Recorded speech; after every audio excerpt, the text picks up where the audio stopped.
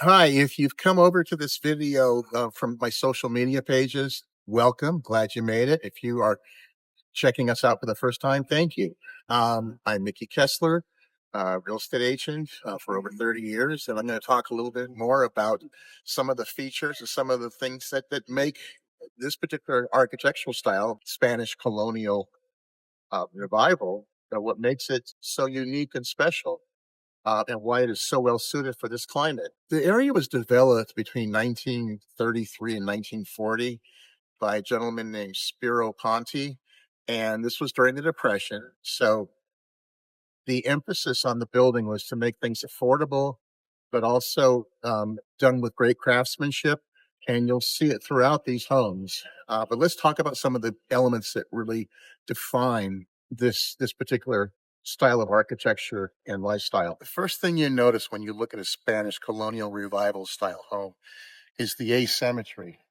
Unlike a lot of other architectural styles, this is very informal and it is known for having maybe like a great living room on one side and then on the other, an open courtyard area. Stucco exteriors, not just here on the posts, but the walls, the archways, pretty much either white or cream stucco. You'll see it throughout the property. Another element are these layered, barrel shaped clay terracotta tiles. This is another very, very important element of the Spanish Revival style homes. And what I'll get to in a little bit is some of the insulation advantages that a lot of the materials I'm pointing out offer. Another distinguishing feature of Spanish Revival homes is the chimney, but not just any chimney. These style homes are known for great craftsmanship in the design of them, and they're often tall chimneys and sometimes even towering chimneys. And you'll see there is some metal work above, but that's probably added later. That's probably a spark arrestor. I don't think it's part of the original construction, but it does add to the charm. Wrought iron details are huge in Spanish colonial revival style homes. Here you have it in the archway, and note that the archway is arched, and curbs and arches are very popular and very common in Spanish style homes, but also lanterns and even window bars. And as my cameraman just pointed out, wrought iron gates. As I mentioned, archways, curbs, very common. You can see it here in the entryway. It's very recessed. It's a deep archway, which is done by design for insulation purposes and also to keep the sun from coming in too far into the courtyards and into the entryways. Um, you'll see curves used throughout, not just with the archways and doorways, but even the element is reflected in the terracotta tiles, and it is seen throughout the interior, as we will show later. Other notable features of the roofs of Spanish Revival style homes are the lack of much of any roof overhang, and then also the lack of a steeply sloped roof. And we'll talk about that later. The comfortable climate in Los Angeles lends itself to indoor outdoor living almost year round.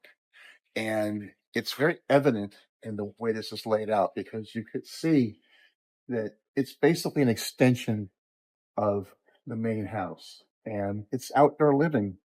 Let's talk about the entry for a bit. You've got the courtyard that we just discussed, but then if you look at the entry, um, notice some features here. First of all, again, more archways. This is a very deeply recessed archway, which gives you some shield from sun and also some shield from rain on those rare occasions when we get it. Also, notice the beautiful wood door that's wood carved. And also, again, there's more lantern ironwork here. Coming back to the importance of the craftsmanship element of these homes, notice these tiles. Notice you have decorative hand painted tiles, and not just on the exterior, but also inside the house, as we'll show you now. Hand painted tiles were not only used on the exterior, they were used extensively on the interior of the home as well. Decorative ironworks were used liberally in the interior of the homes as well. The living room, which was often the showpiece of the homes, featured vaulted or barreled ceilings and often wood beams and trusses. The bathroom and kitchen tiles were not of a hand painted Spanish style tile. Rather, they were contemporary to the time the homes were built, which was during the Art Deco period. So it's very common to see bold colors, blacks and purples, greens and blacks, yellows and blacks, pinks and purples. These are all Malibu style tiles that were used at the time. When you talk about landscaping of a Spanish Revival style home, you kind of have to go back to the beginnings, which would be the landscape where the properties were originally designed. The Mediterranean, certainly Spain, even Mexico and some parts of southern United States. So, with that in mind, you're going to have landscaping that's drought tolerant because these are very, very warm climates. So plants like succulents, agave, certainly bougainvillea, even olive trees. These are all going to be common features with Spanish style architecture. In addition to the landscape mentioned, it's also common to see all kinds of palms, certainly citrus trees, grasses, and even cacti in front of a Spanish architectural style home. This style of architecture and the materials used in construction were really the state of the art at the time these homes were built and were ideal for this sort of climate. Over the years, there's been some new improvements and discoveries and inventions that have even stepped the game up, if you will, for this type of lifestyle. For example, nowadays we do added insulation, which was not a part of construction at the time. In addition, the homes were built with single pane windows. Now we can change them out to double pane windows, which will offer much better heat insulation and keep the warmth in during the cold months. In addition, we also have like door jambs and window stops and such, where nowadays we have sealers where we can put those in so that we keep air from coming in and out and keeping the temperature more regulated. And also the high ceilings in many of the rooms in these Spanish Revival homes are uninsulated because they're a wood beam ceiling and there is no attic space. So now with adding central air and central heat, we can account for that.